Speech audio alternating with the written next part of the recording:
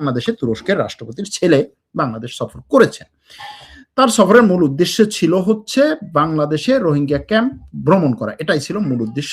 এবং এই রোহিঙ্গা ক্যাম্প সহ টিকা, বাংলাদেশে তুরস্কের টিকা TIKA, যেটা হচ্ছে জাপানের যদি বলেন আপনি জাইকা JIKA, সেরকম টাইকা বা টিকা, এই টিকা বাংলাদেশে প্রায় 200-এরও বেশি প্রকল্প এখন চালু করছে, মানে পরিচালনা করছে। এর মধ্যে আছে হাসপাতাল, আছে হেলথ ক্লিনিক, হেলথ সেন্টার, তারপরে হচ্ছে ইনস্টিটিউট, স্কুল, ট্রেনিং সেন্টার, এরকম অনেক কিছু।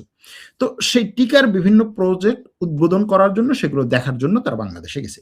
তুরস্কের রাষ্ট্রপতির ছেলে আছেন সেখানে আছেন তুরস্কের বিখ্যাত ফুটবলার মেসুত ওজিল সেখানে আছেন, তুরস্কের আন্তর্জাতিক স্কলারশিপ দেয়া YTB, এই YTBর প্রধান, সাবেক প্রধান এবং টিকার বর্তমান প্রধান, এরা সহ 19 জনের মতো একটা প্রতিনিধি দল। তারা ঢাকা ইউনিভার্সিটিতেও একটা হেলথ সেন্টার উদ্বোধন করেছেন। এরকম অনেক কিছু বাংলাদেশে টার্কিশ অ্যালামনাই যারা তুর্কি থেকে পড়ালেখা করে বাংলাদেশে গিয়েছে, এরকম সবার সাথে দেখা করছেন। তার মধ্যে ডানপন্থী, বামপন্থী, আওয়ামীপন্থী, তারপরে হচ্ছে শিবিরপন্থী, জামাতপন্থী, BNP পন্থী, সবাই ছিলেন, তার সাথে দেখা করেছেন। এখন তার এই সফরটাকে গুপ্ত বলা হচ্ছে, যে একটা গুপ্ত সফর। কোথা থেকে বলা হচ্ছে?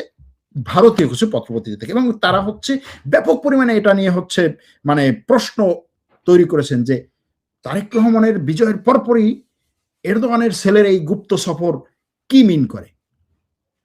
এখন যেই ব্যক্তির সফরে সরকার পুলিশ দিয়েছে তার নিরাপত্তায়, যেই ব্যক্তির সফরে রোহিঙ্গা ক্যাম্পের নিরাপত্তায় সর্বোচ্চ সরকারি যে কর্মকর্তা RRC, পুরো রোহিঙ্গা সিস্টেমটাকে দেখার দায়িত্ব যিনি, তিনি তাকে ওয়েলকাম জানাচ্ছেন।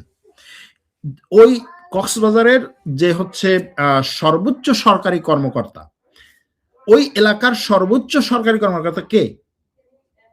ম্যাজিস্ট্রেট বলেন, ডিসি বলেন, যাই বলেন, এরা তাকে ওয়েলকাম জানাচ্ছে, তাকে স্বাগত জানাচ্ছে, তাকে রিসিভ করছে। এরপরে তার সাথে হচ্ছে গাড়ি বহর তো দেয়াই হচ্ছে, তার স্পেশাল বিমান বাংলাদেশের বিমানবন্দরে স্পেশাল অনুমতি নিয়ে নামছে। কে জানে না? বাংলাদেশের পত্রপত্রিকা এটা নিয়ে যথেষ্ট পরিমাণে খবর করছে, তুরস্কের পত্রপত্রিকা এটা নিয়ে খবর করছে। তাহলে এটাকে যদি গুপ্ত বলে প্রশ্ন তোলা হয়, তাহলে এটাকে কি ধরা হবে? এটাকে ধরা হবে যে হ্যাঁ, এটা হচ্ছে কেউ তুরস্ক বাংলাদেশের সম্পর্কটা চায় না, এজন্য এই জিনিসটা নিয়ে প্রশ্ন তৈরি করছে।